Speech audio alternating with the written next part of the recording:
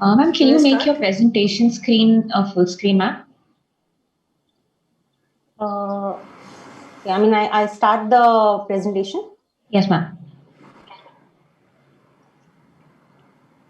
Okay. That's it, ma'am. So we will take it. A very good afternoon to one and all present here. This is Dhruvisha, Scientific Head, IADS Maharashtra.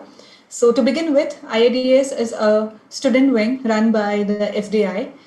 And today we are so glad to have Dr. Varsha on board with us. To know more about Dr. Varsha, I would like to begin saying that she has been in clinical practice for more than 20 years and had received extensive training in implant and aesthetic dentistry.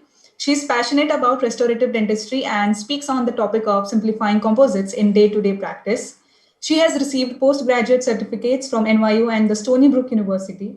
She is a faculty in aesthetic dentistry fellowship and is the key opinion leader for the direct restorative line for 3M India. She is a level 1 style Italiano certified trainer for direct restorative procedure. She has lectured all over India on various IDA and other platforms. We are very glad to have you, ma'am, with us today. And yeah, we would like to know more about today's topic. So over to you, ma'am. Okay, so let me right away jump into the presentation. So as we go along, I think all the points will become pretty clear. I just need to minimize the screen, so give me a minute.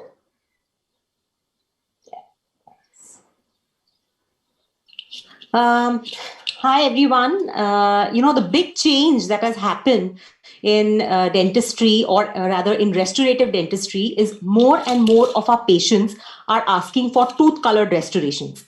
Okay, so they come to the clinics and they tell us, if you offer amalgam, if any one of you all offer amalgam, they might say, no, we want a tooth colored restoration. If you offer a metal crown, they might say, no, we want a tooth colored crown. So this is one of the biggest challenges that we are facing, both as as clinicians and maybe fresh graduates from college who don't have too much experience in composite.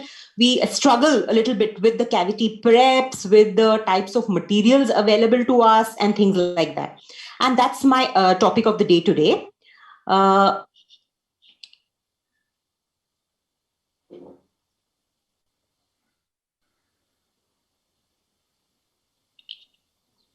For some reason, I'm not able to go to the next slide.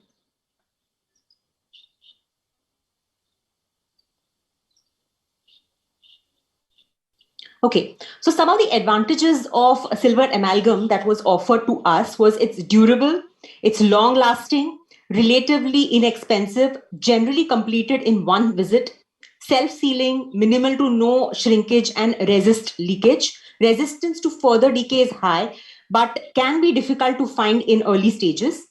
And frequency of repair and replacement is low. So you really can't, just repair silver filling. That's one disadvantage that silver filling has. Sorry, that's one of the advantages that silver filling has, is you can easily repair it, or you don't need to really replace it at all. Sometimes patients come with 20-25-year-old silver filling still to our practice and say, I'm doing so well, why would you want to replace this at all? But one of the biggest disadvantage of silver filling is it's gray colored and not tooth colored. It darkens as it corrodes, it may stain over time, and it requires removal of some healthy tooth structure. Some of the advantages that composite restorations offer is it's tooth colored, maximum amount of tooth structure can be preserved. So in silver fillings, we are used to making bigger preps. We have to prep for retention of the filling, whereas in composite restoration, you can keep your preparation as minimal as possible.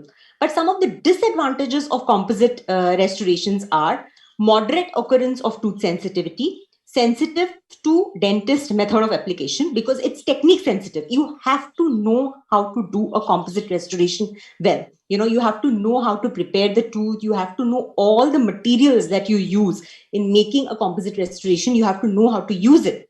And the material shrinks when hardened, also called as polymerization shrinkage. We all are aware of this. And somehow, whenever the composite fails, it seems to be the fault of polymerization shrinkage. We tend to blame this to polymerization shrinkage. And also, it may wear faster than dental enamel. Okay.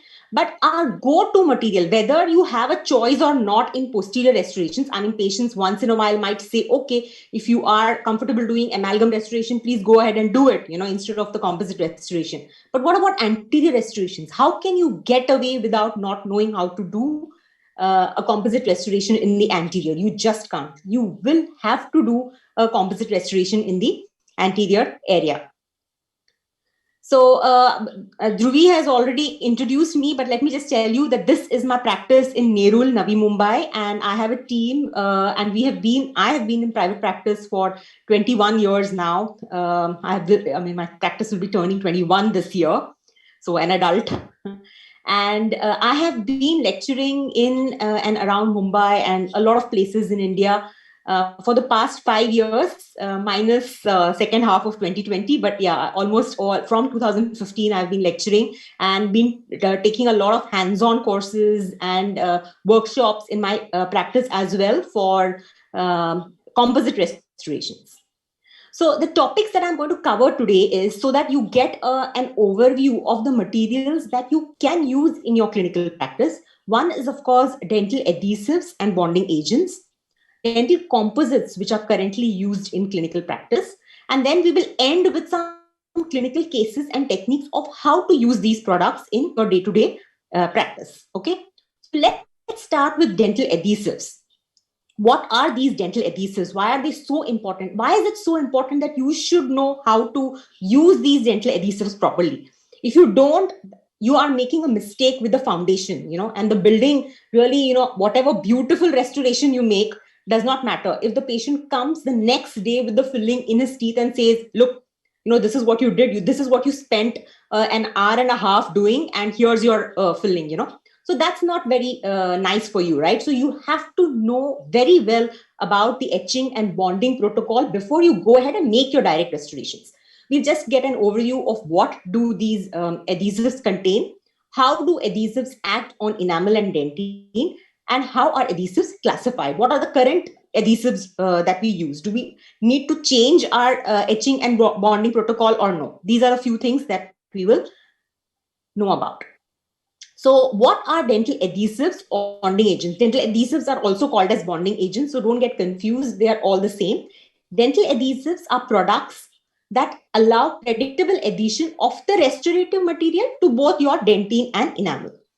Now, the job of a dental adhesive is really tough. Why? Because you have to go ahead and put this composite restorative material, which is hydrophobic. You have to adhere this to two different kind of substrates, enamel and dentine. So when you when you use the bonding agent to bond a hydrophobic substance to two different types of substrates, it's a difficult job. If it was just one thing, then it would be much easier, but no, you have two different substrates. Why are these two substrates so different?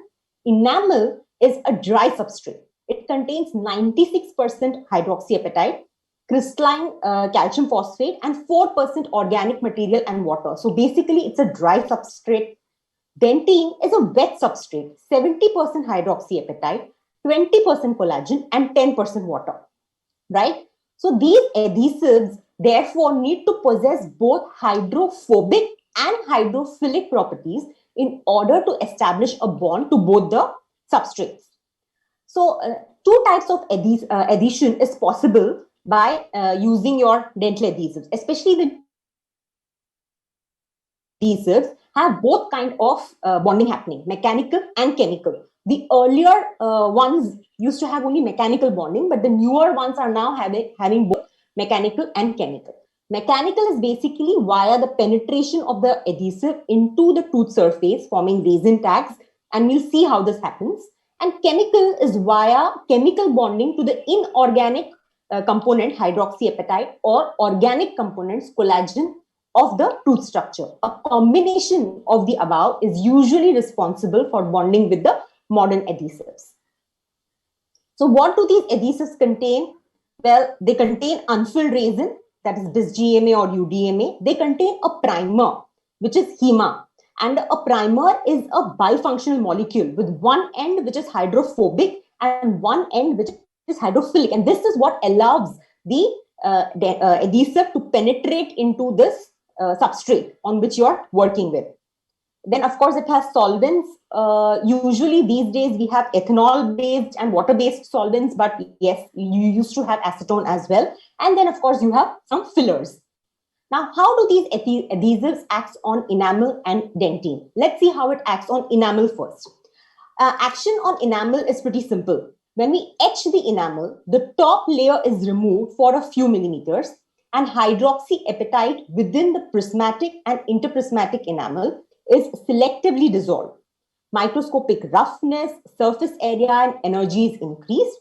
And when you apply the bonding agent to this treated enamel or etched enamel, it infiltrates the etch pits that you had formed by etching. And on polymerization, resin tags are formed and resin tags are formed, and these are responsible for the micromechanical bonding of the resin to the enamel. Is it so simple on dentine? What do you think? Because when you put the burr and you start cleaning this cavious dentine, you form something called a smear layer. And this goes ahead and clogs all that dentinal tubule that the resin is supposed to enter into. So what happens? No, it's not so easy. What happens at this level is when you apply the etchant on dentine, you remove this and you wash it off, of course. When you etch and wash it off, you wash away the smear layer as well, leaving open dentinal tubules. And the dentine, between these open dentinal tubules, you have something called as an expanded collagen network. And I want you to remember about this a little more, because we are going to come back to this when we talk about post-operative sensitivity. Why, when you etch the dentine and wash it off and then you go ahead and dry it, why do you get post-operative sensitivity? This would be one of the causes. So you have to remember this, that we have open dentinal tubules forming, and in the intertubular dentine, you get an expanded collagen network. Then the bonding agent is applied, and when the bonding agent is applied, this resin penetrates into the open dentinal tubules, forming resin tags, like we discussed earlier. Plus, there's a hybrid layer which is formed in that expanded collagen network. So a combination of this leads to bonding at dentine level.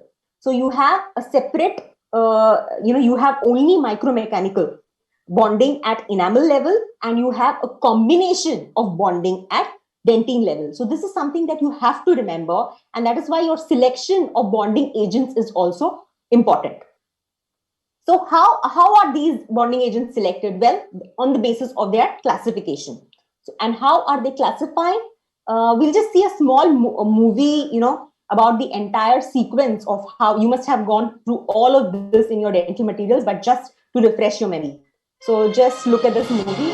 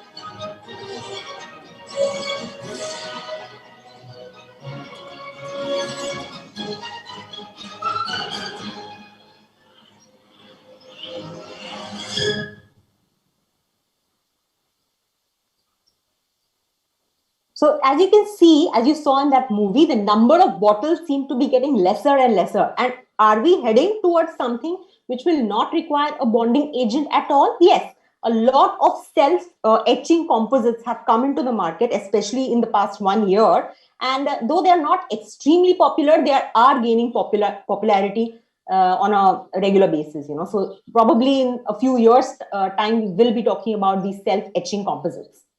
So just let's go through each generation. Now, The first three generations, that's the first generation, second generation, and third generation, is absolutely irrelevant to us because it doesn't exist in the mass market at all. But from fourth generation onwards, yes, we are using almost all of these in our regular practice. So the fourth generation is basically a three-step job for you to do. One is you'll use the etchant. Etchant is that blue gel which is available, phosphoric acid, 34% that you will be using in a, usually it comes in a syringe form, but also available in a bottle form. So you'll be using that, and then you will go ahead and use a separate bottle, which is the primer. And then you'll use a separate bottle, which is the adhesive. So first you'll apply the etchant, you'll wash it off, you'll blot dry the surface, then you'll apply the primer, you'll dry the primer, then go ahead and apply the adhesive, and then you will cure it. So that will be the sequence when you're using the fourth generation system. Now, in the fifth generation, what did they do? They took the primer, they took the adhesive, and they put it into one bottle. So all you have to do is two steps. The first step would be you would apply the etchant, you would wash it off, and then you would blot dry it. And then you will go ahead and take this one bottle system that you have, that's the primer and the adhesive. You will apply it, you will dry it, and then you will go ahead and cure it. So that would be the two-step system. So this is an example of the fourth generation system, that is a Scotch-Bond, Adper Scotch-Bond multi-purpose. So it has a primer and adhesive, as you can see. These are some of the examples of the fifth generation. So you have a lot of examples on the screen right now. Primin Bond NT is one popular adhesive that I think a lot of you must be using in your clinical practice. You have Adper Single Bond 2 as well. So if you're using any of these, then you are using the fifth generation bonding system. So what would you do? Like I told you, you would etch the dentine, you would do a total etch system. Okay, so in these two systems, you would require a total etch. What is total etch? When you're applying the etchant both on dentine and on enamel, that's called as total etch. So you'll apply the etchant both on dentine and on enamel. You will wash it off. But what if you dried the dentine too hard? Okay, so what happens to us? We apply the etchant, we wash it off, then we take our three-way and then we dry. Okay, what happens if you dry the dentine too hard? Do you remember I told you to remember something? Yes, what was happening when you applied the etchant? You had open dentinal tubules, and the intertubular dentine, you had expanded collagen network. Now this expanded collagen network, when you dried the dentine too hard, collapsed, and it collapsed over these open dentinal tubules, disallowing your bonding resin to enter or to penetrate the etched dentine. And this caused post-operative sensitivity. That is why in the earlier bonding agents, though they were very good, the problem was we were drying the dentine too hard. So what I would suggest to you is to dry the dentine. What you can do is, instead of using the three-way, you can either use, small sponge pellets. You can just cut sponge into small pellets and just blot dry your dentine, or you can use your bonding tip. That is also very good to keep the dentine moist. So you need the dentine to be moist, but not very dry. Okay, you don't need it to be wet also. You just need it to be moist. And that is why the manufacturers came up with the sixth and the seventh generation. What was there in the sixth generation? You remember the etchant bottle and then the primer, adhesive. Last slide showed 3 steps. Well, the etchant and primer they put into one bottle. So that became your self-etching primer. And then you had a separate bottle, which is the adhesive. So how would you work with this? You would first apply the self-etching primer on the substrate, okay, on both your enamel and dentine. You would not etch it at all. And then you would dry it. And then you would go ahead and apply your adhesive and cure it. Or some systems had put 1 drop of self-etching primer, put 1 drop of adhesive into a well, into a bonding well, mix it properly, and then go ahead, apply and cure. So, you had different techniques according to the different manufacturers. In the seventh generation, they tried to put everything into one bottle. Okay, so that was the one step, or the seventh generation bonding agent. This is an example of the sixth generation bonding agent, Clearfill SE, and this is supposed to be the gold standard sixth generation bonding agent. And this is the seventh generation, which was not very popular actually. It's Adper Easy 1. The reason was they started seeing some long-term degradation of the bond at the base, because of trying to mix all this chemistry into one bottle. So this was pretty much a failure. And that is why now the system that we use and almost all clinics, worldwide are using is the universal bonding agents. Okay, an example of the universal bonding agent from 3M is the single bond universal. Then of course, Bisco has all bond universal, OptiBond universal from Kerr. These are a few examples of the universal bonding agents. What are the advantages of this? It's a single bottle, no mix adhesive. So you don't have to mix anything, you don't have to do anything, you just apply, cure, and you're done. It can be used in both total etch, self-etch, or selective etch mode. I'll speak about this after I finish this part of the presentation. What is total? You already know what is total etch, but I'll just speak about the selective etch mode in a while. It can be used for the placement of both direct and indirect restorations. That's one advantage. And it's compatible with self-cure, light cure, dual cure resin-based cements. How many of us use these core build-up materials, and we use cements which are dual cure inside our crowns? And if it requires a bonding agent, then yes, you can safely go ahead and use a universal bonding agent. It can be used as an adhesive primer on substrates such as zirconia, noble, non-precious metals, composites, and various silica-based ceramics. So this is also one advantage. Okay, you can do repair work very easily with universal bonding agent. So basically, if you had a chipped ceramic crown, so a patient comes to you with a PSM crown which is chipped, and you want to do a quick repair on it, okay, especially in the anterior teeth, yes, it will last. You can apply your universal bonding agent, do a repair with your composite, and let the patient go. With the posteriors, it might not last, but with the anteriors, yes, in many cases, it lasts for years together. And the bond is stable both on enamel and dentine. That is also one big advantage. Like, unlike the 7th generation, which was failing on certain substrates, this is stable both on enamel and dentine. Okay, some of the tips that I'd like to share with you when you use your universal bonding agent. Number one is, when you get a bottle of universal bonding agent, there's one paper, the instruction paper that comes with the bottle. Extremely small print, very difficult to read, but please read it. And it will enumerate the exact steps that you need to follow when you use the universal bonding agent. But in general, you need to scrub the universal bonding agent on the substrate for at least 30 seconds. You need to scrub, and then you need to gently blow dry, and then you will go ahead and cure it. So don't be in a hurry. Don't apply cure. That's not going to work at all. There's a lot of stuff that the bonding agent is supposed to do in the absence of etchant. It has to dissolve the smear layer or incorporate the smear layer, and so many other things that has to happen. The solvents have to evaporate. So give it time. Use a kitchen timer. You can just pick it up from Amazon or any way. You get $200-300, you get a good quality timer. So use that. So 30 seconds means 30 seconds. Scrub it, gently blow dry, and then you go ahead and cure it. So like I told you, for anteriors, usually I prefer the total etch technique. Means what? The etchant is applied both on enamel and on the dentine. Whereas for the posteriors, I prefer the selective etch technique because of the fear of post-operative sensitivity. If you're very careful with your etchant, you can avoid this. I mean, you don't really need to be doing this technique, but I prefer this in deep cavities. You just plug a bit of Teflon. You know what's Teflon? Teflon is basically plumber's tape. You get it easily at any hardware store. You can just cut it, put it in the deepest part of your cavity, and then apply the etchant all over. So what will happen is it will automatically etch, or the etchant will remain on the enamel surface and not go inside the dentine. Then you can wash it off. So this is called as selective etching or the hybrid technique. This is to avoid post-operative sensitivity and not allow your etchant to fall into the dentine, wash and dry the dentine. So moving on to dental composites.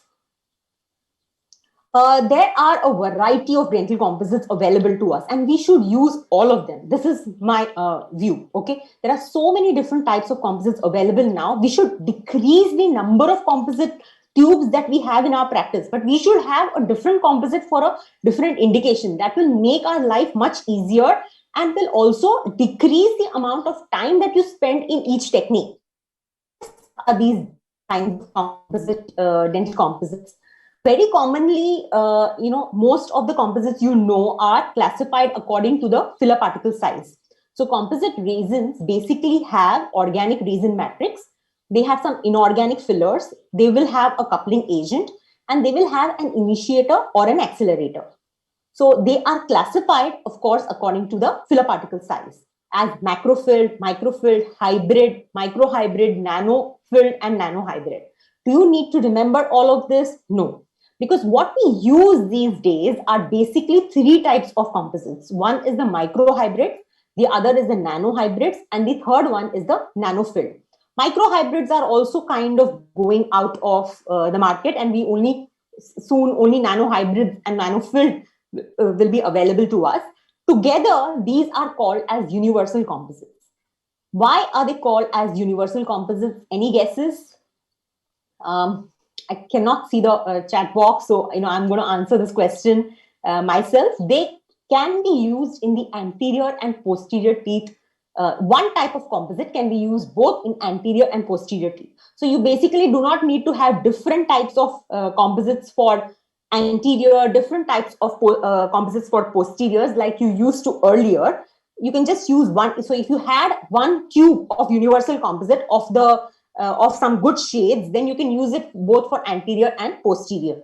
Though in my practice for posterior teeth, I'm using bulk filling composite. They also actually fall into the universal composite category, but I use bulk filling materials, and I'll speak about that also in a while.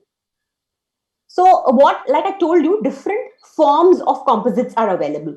So I just want to familiarize you with all these forms of composite that is available. One is, of course, the paste form. Paste form looks like this. So I think most of you all are familiar with this. It will come in a tube, and you can pick it up from the tube, apply it onto the cavity. These are also available as cavifills or capsules. They are called as cavifills, and this is the gun into which you will insert the cavifill and extrude the material into your cavity. These are really helpful because manipulation of composite is very difficult, and to remove the material from the tube, apply it onto the cavity in the patient's mouth, and then sculpt it, all this is difficult. So if you can directly extrude into the cavity and then sculpt it, it makes life much easier. So I would recommend, if you are not using till now, to try and use these and see how beneficial it is. Almost all composite companies will give you 4 translucencies. What is translucency? Translucency is, how much of this, like for example, I'll tell you that through the translucent, where it is written translucent, you can read what is written on the newspaper. Through the dentine, you cannot read at all. So dentine is the most opaque, and translucent shade is the most translucent, as simple as that. In between both of this, you have body. So body shade is a translucency which is between enamel and dentine. So if you mix enamel and dentine together, you will get a body shade, just to simplify the entire translucency concept. So most of the composites come in these 4 translucencies, or at least 2 or 3 translucencies. They will come in dentine and enamel shade at least, or they will have dentine, enamel, and body shade at least. So these are some of the translucencies that are available in most companies, and you can use them to your benefit. The next form of composite that is available to us is the flow form, and most of you must be familiar with this as well. So it's flowable. Where are these flowable used? We'll come to that in a while. But flowable resin-based composites are conventional composites with the filler loading reduced to 37 to 53% compared to the 50 to 70% for conventional mini-filled hybrids. And that is why it cannot be used in stress-bearing areas. But you can definitely use it as preventive resin restorations for minimally invasive occlusal class 1, pit and fissure sealants, cavity liners, and class 5 abrasion cavities, abfraction lesions. Okay, but this seems to be my go-to composite material these days. Those are injectables. What they have done in injectables is they have somehow changed the chemistry of the injectable for you to use it even in occlusal stress-bearing areas. Okay, so some of these injectables have almost 70% fillers. Because of their chemistry, they have changed in a certain manner to enable 70% filler. And that is why you can use it on occlusal areas also. So this is little different from that regular flowable that we saw just now. Some of the examples of injectable are on the screen, and you can explore this material as well. And they can be used for almost all your direct restorative needs. You can use it in a direct class 1, class 2, class 3, class 4, diastema closure, splinting of mobile teeth. For all these indications, you can use your injectables. Now coming to my favorite material for posterior teeth. So all these materials that we spoke about earlier, the 3 types of materials, paste, flowable, and injectable, of course can be used for both anterior and posterior teeth. But in posterior teeth, I particularly like bulk fill composites, and I'll tell you why.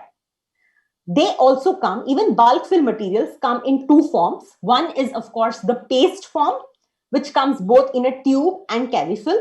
And you have the flowable, which comes in a syringe like this. Okay. Some of the techniques that we are used to and that we have been using for years together is the incremental layering technique. Okay. All of you all must have used the incremental layering technique in your practice. Why were we using the incremental layering technique? What is incremental layering? You apply 2 mm of composite, cure it. Then you apply another 2 mm of composite, cure it. Then another, and you keep going till the top. Some of the reasons why we were using incremental technique is, 1, to reduce the shrinkage stress, to ensure adaptation, particularly at the cavo surface, to reduce the possibility of voids, and to create multi-shade restorations, right? And there are various techniques, so if you'll go through the older textbooks and all that, there are various techniques of incremental layering. One is, of course, the facial-lingual, which is vertical layering. The other is gingivo-occlusal or horizontal. The next is wedge-shaped layering or oblique layering. So if you wanted to stick to incremental layering, then this is the protocol that I would recommend you to do. Okay, so like you keep going obliquely to the top, wedge-shaped layering or oblique layering. Then you had the successive cusp build-up. This was also an option.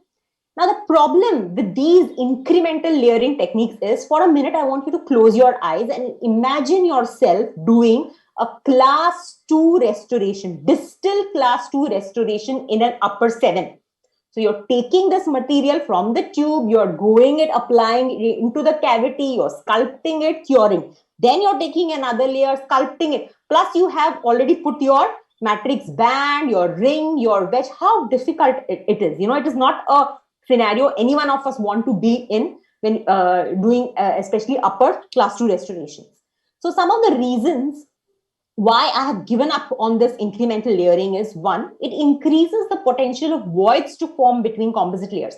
How do you know that once you've applied one layer of composite, cured it, and then you take another layer and you apply, there is no void between the two? How do you know that? Because you can't see. Access is very difficult in upper teeth especially. It's time consuming and tedious. Okay. So these are a few reasons why I now have shifted completely to bulk filling materials for posterior restorations.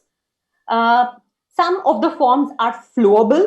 Now, flowable bulk fill composites, if you're using like SDR, bulk fill, flow from Tetric, from 3M, there are lots of options available. If you're using, please remember, this cannot be used up to the occlusal surface. You can use it up to, say, 4 mm, and then you will have to cap it with either your universal restorative material or with your bulk fill paste form. So you cannot use it up to the occlusal top. Okay. And then, of course, you have the high viscosity or the paste form bulk fill material, which you can use up to the occlusal surface, but only up to 5 mm. So if your cavity is deeper than 5 mm, then you will have to do 2 layers. So you remember that. So an easy protocol would be something like this, what you can see on the screen. If it was incremental, it would be figure 1, go 1 layer over another layer till you reach the top. If you are using bulk fill, flowable and bulk fill paste form, then it would be figure 2. So you would use your bulk fill flowable up to a certain level, maybe 4 mm, and the top 2 mm, you will cap it with your universal or with your bulk fill high viscosity. And the third image is where you have a 5 mm cavity, you want to fill the whole thing with your bulk fill material, go ahead and use, but it would be of the high viscosity or the paste form, not the flowable. Okay. So I hope this simplifies the entire posterior restorations for you. Now let's look at some clinical cases to see how I execute or how I use these materials in my practice. Let's start with an anterior class 4 to give you an idea. So Aditya comes to me with a class 4 fracture like this. He's a young patient. I will definitely, direct restoration will be my choice for Aditya. Okay, he's below 20 when he comes to me with a class 4. What I do is, you can take any composite lying in your practice. So just pick up a tube of composite, any expired composite, anything that's lying in your practice, just take it and make a quick chair side build up. Okay, you don't have to etch, you don't have to bond, you just have to build it up. Just use some undercut or something to see that it's gone and sat well. Cure it. Once you've cured it, then take putty. Okay, that's basically, you'll take your base and your catalyst, you'll mix it and place it against the palatal aspect of the teeth. So what are you doing? You are recording the palatal aspect of this build-up that you've made. After that, you go ahead and you break off this chair side mock-up that you've made. Okay, you don't require it anymore, right? So you break it off and then you start placing the bevel. The bevel generally has to be about 2 to 3 mm in width and about 0.7 mm in depth at least. So this shape of, this is basically TR26F, okay? From money, it's TR26F. You can use this burr to create a bevel. You can use the absolutely smooth, that is the extra fine also you can use, same shape, to make the bevel, which you incline it against the tooth surface 45 degree, and then you make this 2 to 3 mm bevel. Once you've done this, make the bevel super smooth.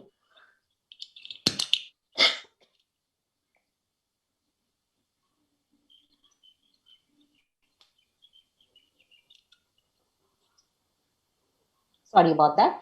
So you can use the Soflex coarse disc, or any, you must be having a disc kit in your practice. So use the coarsest disc to make this bevel super smooth. What this does, it helps you to blend the composite onto the tooth surface very smoothly. Okay, so this is the next step that you need to do. Then you will go ahead and do the total etch technique. Remember to etch the palatal aspect as well. A lot of us forget to etch the palatal aspect. We etch only the buccal surface, and that's also a problem. So etch the palatal aspect as well. Total etch technique, and always remember to etch beyond the margin that you've created. Okay, because you want your composite not to stain in many years' time. So that is why you have to etch beyond your margin.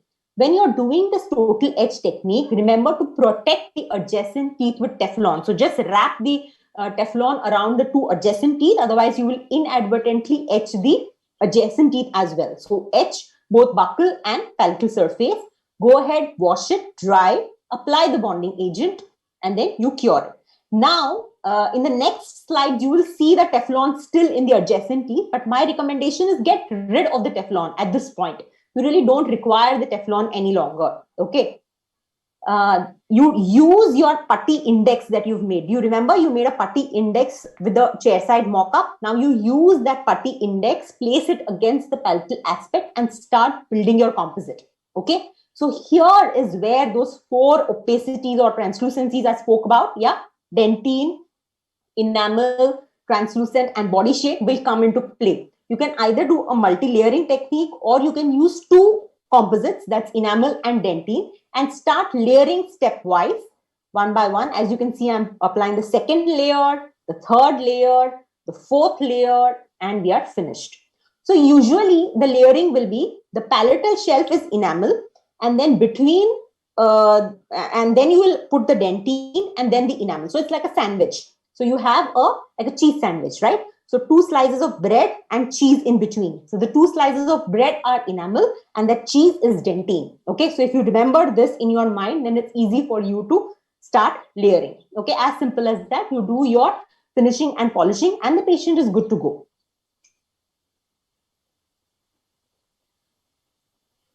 So this is how we go back. Okay. Now we speak about posterior composite. First, we'll speak about class 2, and then we'll come to a special technique called as stamp technique, which is usually used class 1 type restorations. I'll speak about that in a while. Posterior composites use restorations. This is my arm. So I use both the bulk fill, flowable, and the bulk fill paste form. And of course, I use my universal bonding agent. So let's look at this case where the patient came to me with a distal class 2, right? So this looks like a distal 2, but look at this from this view. You know, both the teeth have class 2 deformations. That's why when you do a clinical examination and you find a class 2 type cavity, please adjacent also use it will have a class. This is called as a, so before your preparation itself, you insert this. It's a wedge guard. It will protect the adjacent tooth from leaking. Okay. Also will cause separation of the two teeth. So your preparation of the cavity will become much easier. Once you prepared the tooth, I've used caries indicator, which is easily available. Put a couple of drops of, 1 drop of caries indicating dye, wash off. All the darkly stained portions of your cavity must be removed. Once that's done, you keep the, you put the section matrix band into place. This is a matrix band, wedge, and ring. You get a lot of systems. A lot of systems are available in the market. This one is from Dentsply. It's called as the Palodent V3. Of course, you have from Garrisons, and then now you have the BioClear system. So a lot of systems available in the market. Whatever you're comfortable with, go ahead and use that. Once you've done that, that's selective etching. We spoke about last time. You will apply bonding agent, cure it, and the first layer that you will apply on the, after your bonding agent, thin layer flowable. So this will be your liner. Very thin layer of flowable is to be applied on the cured bonding agent bonding layer. And then you will go ahead and start building your cavity. So I am building the marginal ridge. Once I've built the marginal ridge, I usually get rid of the ridge, so that is much easier. I finish one tooth and then go to the second tooth. So the second tooth, I started preparing the second tooth for my class 2 restoration. And as you can, steps are of course bonding, and this is finished. So you see both marginal ridges, they are in good contact, they are flossable contact. Patient will be easily able to, and you can build these kind of contacts also with comp. So it's a myth that you can't contacts with composite. You can definitely. Now moving on to the stamp technique. This is usually done for class 1 cases. First, I'll go through the case and then I'll try to explain to you the stamp technique in slight detail. Okay, so this technique, of course, you can do with various types. But I had published a paper where I used composite flow and the micro brush holder to make my stamp.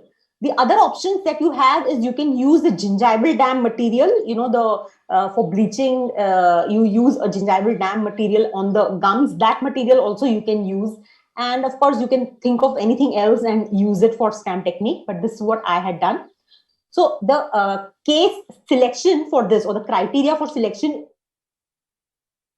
cavities. Okay, you cannot use cases where you have grossly broken down tooth structure. No, the occlusal topography has to be intact when you choose these kind of cases. So it will be Pitt and Fisher type cavities, which, you know, as soon as you put the burr in, you know that there's going to be a big cavity. You see, I mean, you have a lot of undermined enamel, etc. So as soon as you put your burr in, there's going to be a big cavity. So before you start your cavity prep, the first step that you need to do is put flow on top of the tooth. Okay, and then you go ahead and you insert your micro brush into this flow and cure it.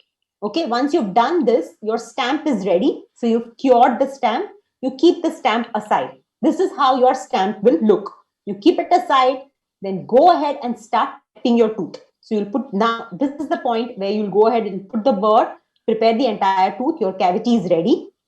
You will etch, bond, and use bulk fill composite. Okay, do not layer composite in these kind of cases. Bulk fill, use your bulk fill, then place a Teflon sheet on top, and then take your stamp and press it hard against the Teflon sheet. So the topography that you have copied earlier will be copied onto this composite restoration. Then just remove the excess quickly, do some finishing and polishing, and your tooth looks like what it was before, right? I'm just going through this entire sequence once again to make it a little clear. This is a study model. So this is how the tooth looks, only Pitt and Fisher type cavities. You'll put the flowable material. To prepare the microbrush, it is better that you cut the microbrush bristles like this, insert into the flow material, cure it. Once you've cured it, the stamp is ready, keep it aside. Then you will prepare the tooth surface. Go ahead, put your etchant, apply the bonding, wash it dry, apply the bonding agent, put your bulk fill material, place the Teflon on top of it, go back with the stamp, press hard, remove the Teflon, do some bit of, remove the excess, etc. Now cure the composite, and that's how your restoration is done. Then you can use some of your finishing and polishing burrs and do a little bit of finishing and polishing. Okay, and that's how you will finish. Okay. Just before I end, I want to share a entire procedure with you. Okay, so let's just see this entire case. So this is how the patient comes to me preoperatively. I usually do a composite button technique, and this is rubber dam placement. So you place the clamps on the premolar area. That will be the first thing that you need to do. For adhesive dentistry, isolation is a must. Okay. And on the underside of the dam, it's better that you apply some kind of lubricant so that you can push the dam easily and readily into the two clamps that you've placed. Okay. You use a non-serrated cord packer to just push it into place. This is the frame that comes into a place, and then you can start using a floss to push the dam interdentally. So even if you're doing a class 2 or you're doing a class 4, always try and isolate multiple number of teeth. This will always be more useful for you. It's easier for you to work. It will give a better playing area for you, to move your instruments, etc. So it's better that you isolate more number of teeth. Okay, so we push the dam in with the floss. Once that's done, you use your cord packer to invert the dam. So this is dam inversion. When you're doing this, ask your assistant to blow with the 3-way. Okay, so the dam gets pushed into the sulcus. Keep doing it till the dam is completely inverted. If this doesn't happen, then the entire tooth doesn't expose. Okay, once you've done this, it's isolated, and you start preparing the bevel. This is how you prepare the bevel. You remember the burr that we had used, 2 to 3 mm in width. Then you use the Soflex disc, and this is how you smoothen with the Soflex disc. Okay, that's we prepared the bevel. We smoothened.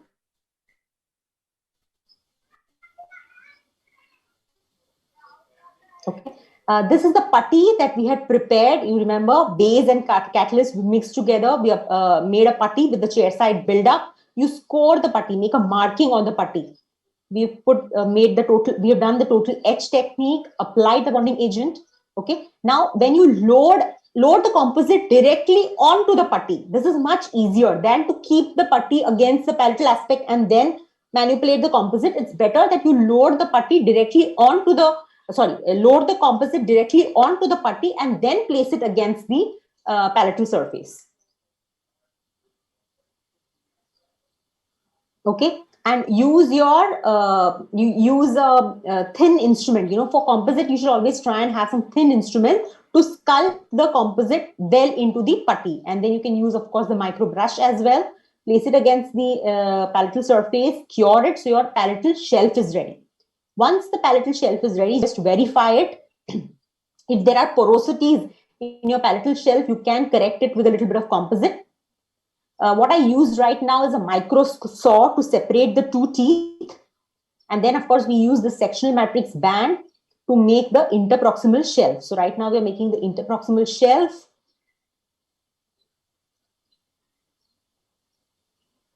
Interproximal shelf ready.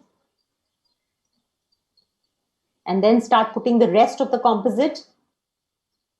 Okay, make that cheese sandwich. So palatal shelf is of enamel, and then I put the dentine.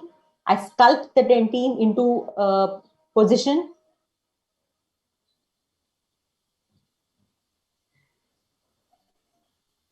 Okay, you can make mamelons like this with a very thin instrument. You can go ahead and make some mamelons.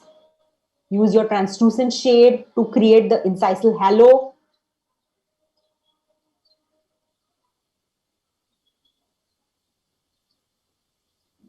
If you want, you can use some tints. This is how you use tint. Either you can use it with a file or you can use it with a super thin instrument. Just pick up the tint and place it into place.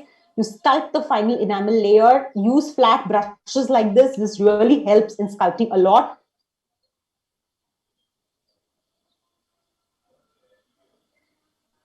The final layer should be sculpted to finish. I mean, don't leave anything to doubt. So, before you finish, do your finishing and polishing, the composite should look as if it's finished. That's how well your final sculpting should be. Once this is done, you cure through an invisible barrier. This is to get rid of the oxygen inhibited layer. Make some markings on your composite and then go ahead and do your finishing and polishing. So that's how you finish.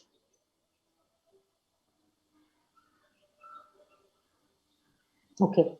Thank you. Thanks a lot for giving me this opportunity. I hope you enjoyed the entire session. I'll stop sharing the screen right now. And thank you so much, ma'am. It was really very insightful. Okay. And also thank you so much for sparing your valuable time with us today in the Sunday evening. So thank you so much. Thank you. Ma'am, should we start with the questions? Yes, sure. Pankudi, do we have any questions? Okay. Ma'am, I'll read out the question for you. Okay. So the first question is from Aradhya.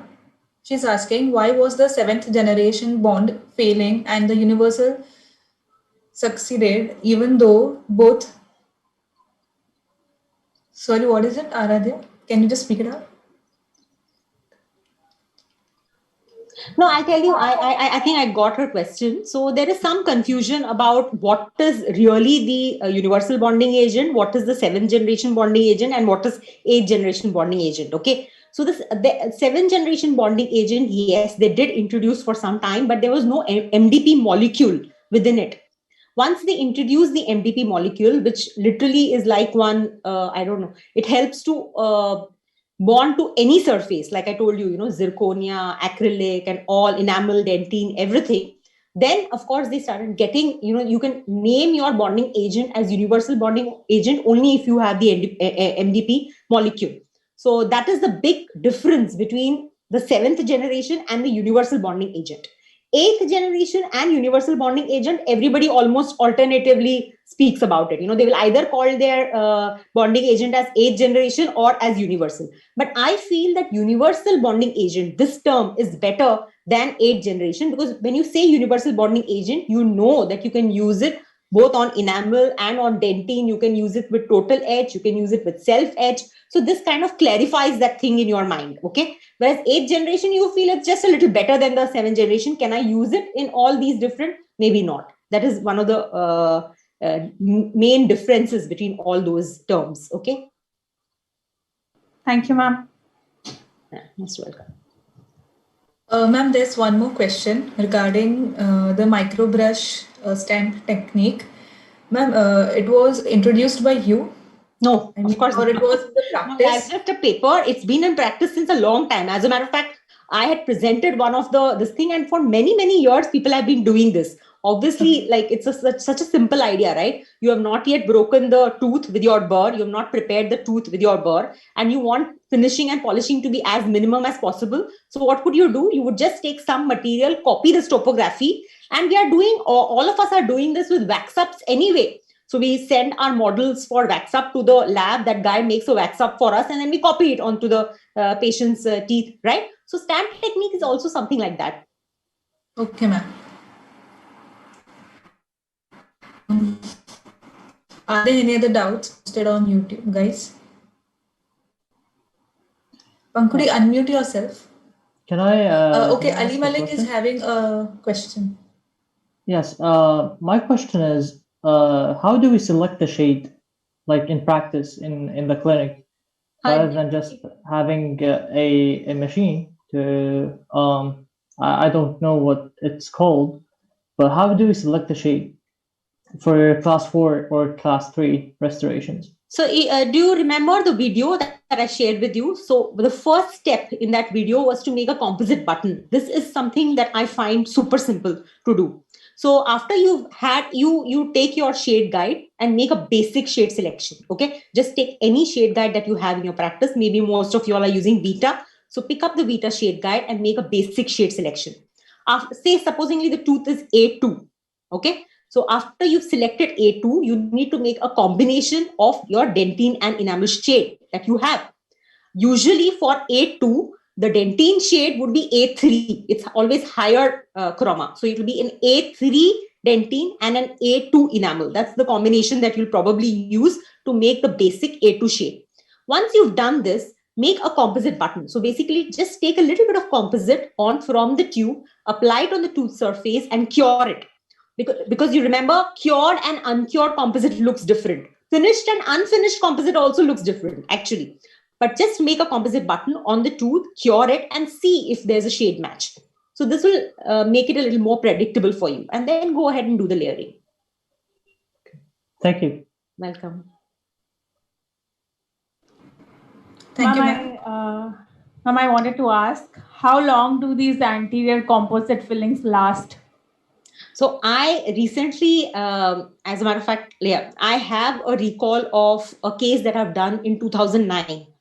So I'd done it in 2009 and the patient had come back to me for, replacement because thinking, it's stained. So it's been so many years, let me replace it. But I used the same old composite filling that I've done so many years back and then just made a palatal shelf and then continued with the layering and he's good to go. So yes, composite restorations have a very good life and also they're economical, easy for you to do. You are the boss of the shade selection.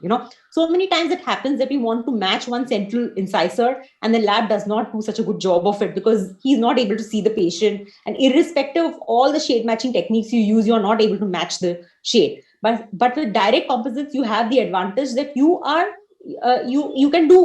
change it. If you feel that the shade is not matching, you can reduce, place another shade, do whatever you want, right? So that's an option that's available to you, especially with single centrals. I really find it extremely helpful to do direct restorations. Thank you. Welcome. Ma'am, there's one more question coming up on the group. The person asked, can the 7th and 8th generation bonding system be used in all clinical techniques? 7th generation is almost not available, so he doesn't have to worry about that at all. The 8th generation or the universal bonding agent is in almost all techniques you can use it.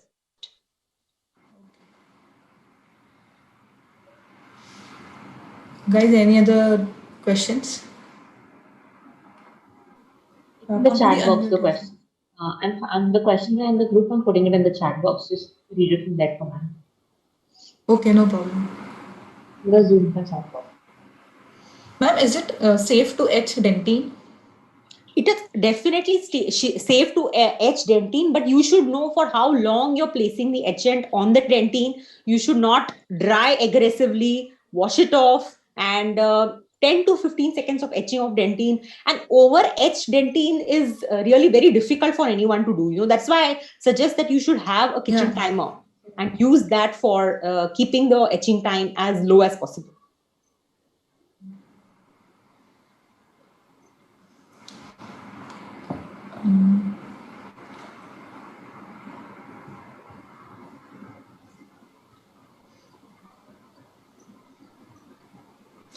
Also, one thing that I have heard personally, I want to ask that is it necessary that the composites and bonding systems to be stored in a refrigerator or in a cool environment?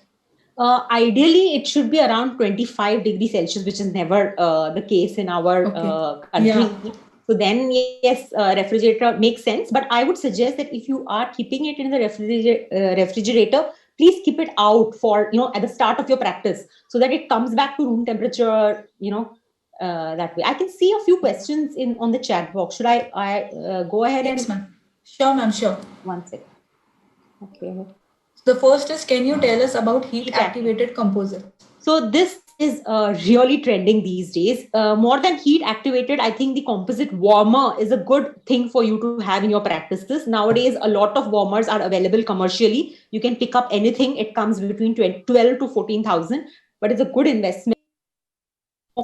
Difficult to manipulate composite, right? It's so unsculptable. It's so irritating sometimes that the composite just doesn't come out of the tube.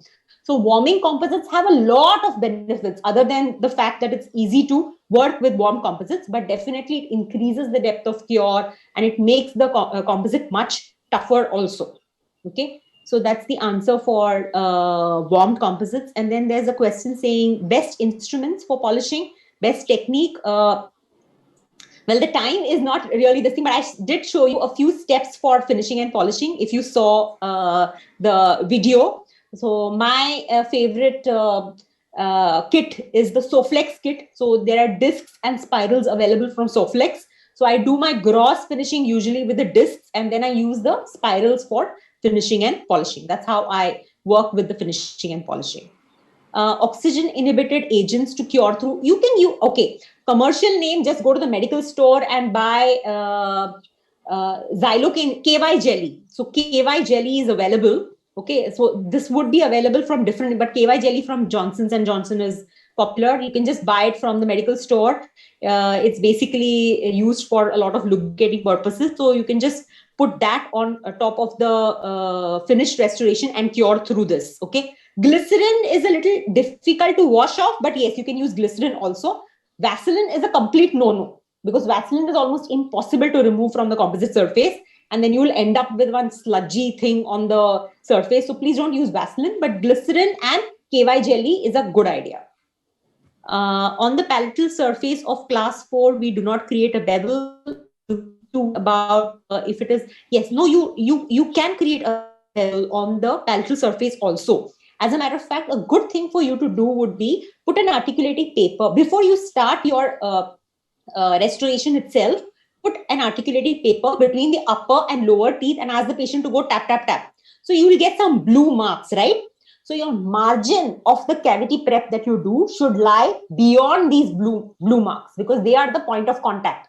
So always try and extend the bevel onto the surface beyond these blue marks. So that would be good for you to do. This step would be good for you to do.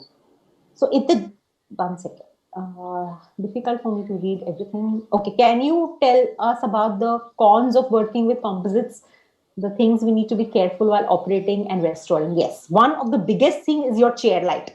Okay, and a lot of you all use LED chair lights. Well, that's so difficult. Even if you change the setting of your light or put a filter, whatever you do, it's very difficult to manipulate. The composite does tend to get set.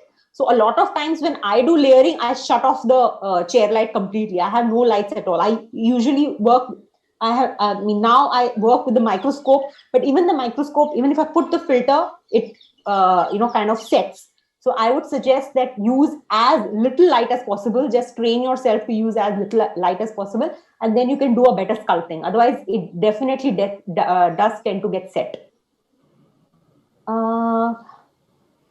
If the junction of the enamel composite in restoration of class 4 palatal is a stress bearing area, I've already told you, yes, you need to extend the cavity prep. So the good idea to do would be just ask the patient to make the tap, tap, tap. You'll have blue marks. Take a picture of that probably because when you do the prep, you'll forget where those blue marks were and then start prepping the tooth. That would be a good idea. How do we control oxygen inhibited layer? You can't control, but you can, because oxygen inhibited layer is there on top. But how can you get rid of it? By just applying some KY jelly, cure through it, the last or the final layer, and then start your finishing and polishing. Finishing and polishing itself will get rid of your oxygen inhibited layer. Oxygen inhibited layer is very thin. It's very fragile. It's not as if it's stuck to the surface as a thick layer, So as soon as you do your finishing and polishing, it's bye-bye oxygen inhibited layer. But the problem is, since you have that oxygen inhibited layer, when you start your finishing and polishing, your white debris will get stuck to that oily surface. And that makes the composite look even worse. And then you are, oh my God, my composite is not looking nice. So rather than that, you cure through the oxygen inhibiting agent, like I told you, either glycerin or KY jelly. wash that surface off, and then start your finishing and polishing. Indirect composite restoration, it's not the purview of this presentation at all, but if you want to do it, there are some YouTube videos, that you can easily do. You use a dye silicone material, make an impression, and then you kind of, make your composite restoration on top of it. And then but it's not my favorite, and it's not something that I do frequently. So I don't know. Now I'm getting confused with the questions. Just tell me till where I've reached and why do composites change color over time? Newer composites, the nano-filled composites don't change color at all. As a matter of fact, for years together, like I told you, I have this recall of so many years, 11 years almost, and not much change in yes, definitely staining has happened, but not too much of change in color. But still resin also has a certain amount of life. It's like a plastic bottle, kitna time tum plastic bottle ko use karoge, right? I mean, there's a limit. So even composite resin does have a lifetime, but that is something that most patients are okay to go for the amount of money that you charge for direct versus indirect. So if you tell them ki 10 years mein ek baar change karna padega, I don't think so they'll mind. And changing is not much. You can just repair the buccal surface and get away with it. Patients will be quite happy. Unfilled resin does a layer of unfilled resin help on the surface of the resin following polishing? Yes, unfilled resin will help, or you can use any of these surface sealants that you get in the market. So that will help to retain the polish for a longer period. Then one last question. How can you avoid the white lines on the margin of the restoration that may occur after finishing procedures? See, one thing is, your bevel preparation is very important.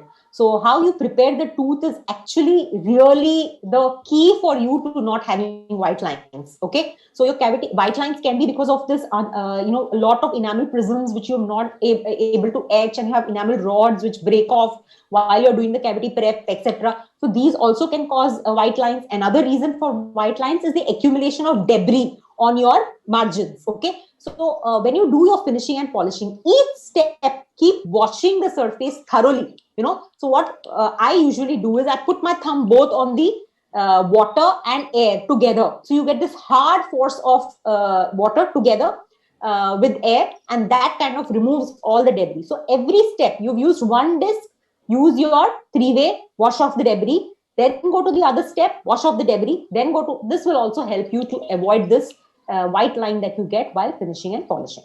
So good cavity prep and rinsing the restorative surface between each step. Thank you, ma'am.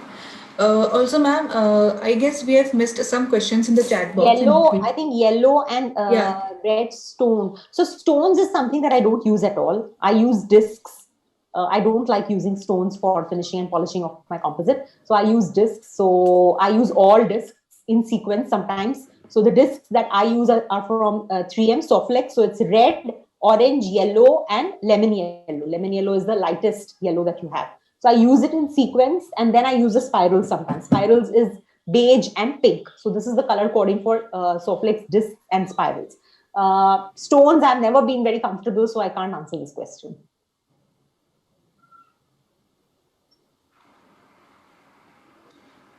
Ma'am, there's one question, I guess we missed it. It says, the junction of enamel composite in restoration of class 4 pallidly is in a stress-bearing area or under occlusion with low incisors. No, I covered this. I told you that the cavity preparation doctor. Yes, I actually told you this. That Maybe I missed out some other one. There's one question that's come. Would you recommend for patients with severe bruxism? No, it's failed for me. Every time with the Bruxer, the composite has not lasted. But a lot of times, these Bruxers have sensitivity, but they don't want to go for full mouth rehab. In these cases, injectables have worked well for me. With a warning, I tell them, of course, that you might have to come back if the restoration, you lose the restoration. But yes, injectable has worked for me in severely treated cases and patients with bruxism. But for build-ups and all that, I have never used composites or in FMRs also. I have never used composite for FMR. Okay. Ma'am, I guess we are done with the questions. There's one more, wait. Okay, there's one more.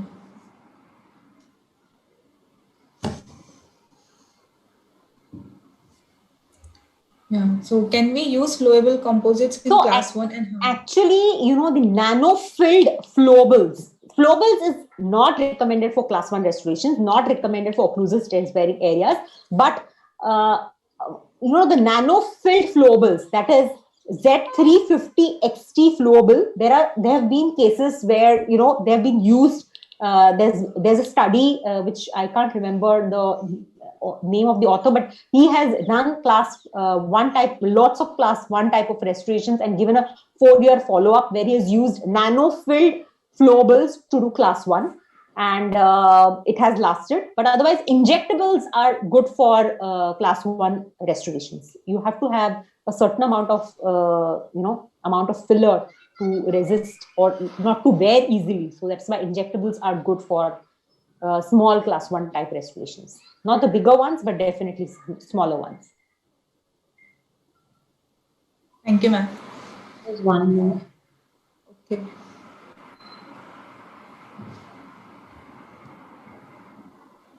There are lots of composite brushes available in the market. You have from Cosmedent has a few brushes. Then GC makes good brushes. Tokyoama used to have brushes, but now I don't think so. They're importing. But the simplest thing for you would be just go to the stationery store and buy a flat number 1 Camlin brush and then go ahead and use it. No problem. But they don't have many number of uses. I mean, you can use it for a few cases and then you'll have to discard and use another one. And I think sterilization is only cold sterilization. There is no other option. So yeah, these are the brushes that you can use. Flat brushes are usually good to buy. Flat brushes. If patient is having hypersensitivity, cold and hot with amalgam restoration, do you recommend removing amalgam and using composite? No, that is not your solution. The hypersensitivity is because of something, so that problem needs to be solved. Just because you use composite, it won't stop. If that is the question, then no, it won't stop just by removing the amalgam and using composite. Definitely not. In case of peg-shaped lateral, I love using composites for peg-shaped lateral. As a matter of fact, I've done a lot of peg-shaped laterals using composite restorations only, because sometimes if you see, that's the only thing that she or he has in his mouth to be corrected, So these are the kind of cases that composite restorations are very good for it. In case of post-operative sensitivity, give some inputs and some sensitizer or restoration is the only option. See, post-operative sensitivity are due to, after doing a composite restoration, are due to multiple reasons. One of it I've already mentioned, that's hard drying of the dentine. After you've etched, and if you wash it off and dry the dentine too hard, then you're going to get post-operative sensitivity. But other than these, also there are a lot of other reasons, which I usually cover in my posterior restoration module. But another one is, of course, high points. So if the patient is having high points, you get rid of the high points. While you're preparing the tooth, also be very careful and, pyar se tooth prepare karo. Don't be very aggressive with your burrs. Don't use old burrs. Don't create a lot of heat while doing these cavity preps. All these things will actually play a big role in controlling post-operative sensitivity. For me, the game changer, really, though that's the name of the topic, is isolation. Since I've shifted to rubber dam and since I've shifted to isolation and magnification, I use both loupes and the microscope to see the tooth well. So these are a few things that will really help you to get rid of post-operative sensitivity. I don't usually use any desensitizer, but if I feel that, an area is very sensitive and can't be restored for whatever reason, then universal bonding agent also can act as a desensitizer. So you can apply the universal bonding agent, cure it. So that will also kind of give some relief to the patient. And Gluma and all is there, but I've never used it. So that's not something that I'm going to talk about. That's all. Any other questions? That's all. So ma'am, we are done with the questions. Just a small request, if you don't mind, we can take a photograph so that we can post on our social media accounts. Yeah, sure. So is that fine? Yeah, share it with me also. Everyone, please turn on your camera over here. Priyanka? I think she's unable to.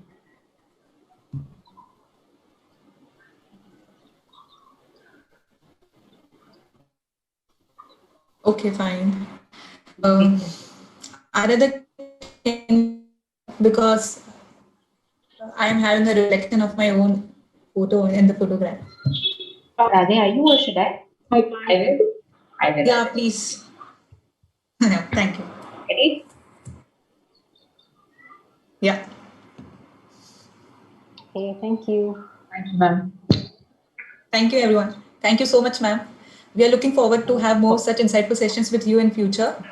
Thank you for all your knowledge and answering all. Bye.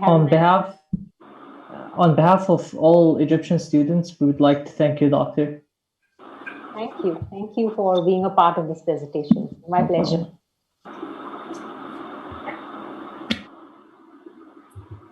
Okay, so we'll end the meeting. Thank you, ma'am Ansari. Thank you, everyone, for joining.